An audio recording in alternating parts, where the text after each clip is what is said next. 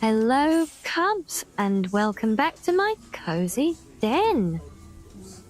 We are, of course, still loitering here in the retching netch as we continue the saga of the real Barenziah. So grab yourself a drink from the bar and pull up a bench by the fire, as it is time for Volume 2. The child Barenziah stood on the upper balcony of the palace, staring down into the courtyard where soldiers milled, splendid in their armor. Presently, they formed into ordered ranks and cheered as her parents, the lord and lady, emerged from the palace, clad head to toe in ebony armor, long purple-dyed fur cloaks flowing behind them. Splendidly caparisoned shining black horses were brought for them, and they mounted and rode to the courtyard gates, then turned to salute her. "Barenziah," they cried. "Barenziah, farewell." The little girl blinked back tears and waved bravely with one hand. Her favorite stuffed toy animal, a grey wolf cub she called Woofin, clutched to her chest with the other. She had never been parted from her parents before and had no idea what it meant, save that there was war in the west, and the names Tiber Septim and Symmachus were on everyone's lips, spoken with hate and dread. "Barenziah!"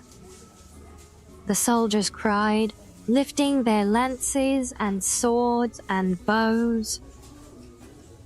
Then her dear parents turned and rode away, soldiers trailing in their wake until the palace was near emptied.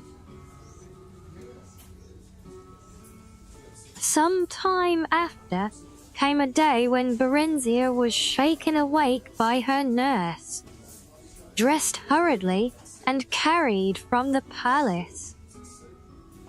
E'en she remembered of that dreadful time was seeing a huge shadow with burning eyes that filled the sky.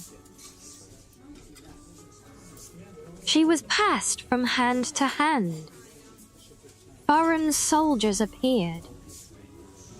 Her nurse vanished and was replaced by strangers, some more strange than others. There were days, or was it weeks, of travel. One morning, she woke to step from the coach into a cold place with large grey stone house set amid endless empty grey greens and hills patchily covered with grey-white snow. She clutched Woofin to her chest with both hands and stood blinking and shivering in the grey dawn, feeling very small and very black in this endless space, this grey-white space. A large grey-white woman was staring at her with dreadful bright blue eyes. "She is very dark, isn't she?"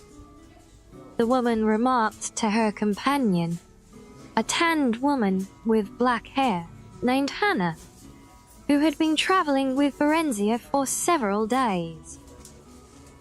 "I've never seen a dark elf before." "I don't know much about them myself," Hannah said. "This one's got red hair and a temper to match, I can tell you that. Take care, she bites, and worse."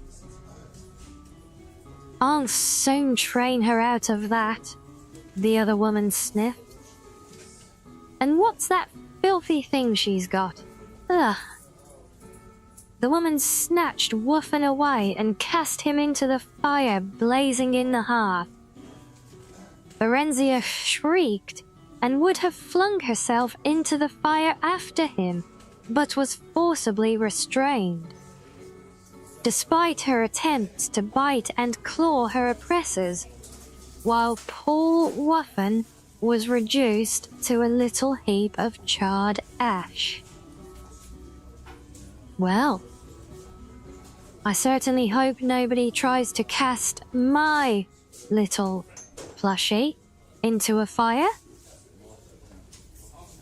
Yes, he's hiding here behind the bar now because he's very scared after that story. So I'm going to go and give him a nice big hug and snuggle for the rest of the day so he knows that nobody is going to throw him into a hearth either. So on that note, until next time, my cubs, you stay cozy.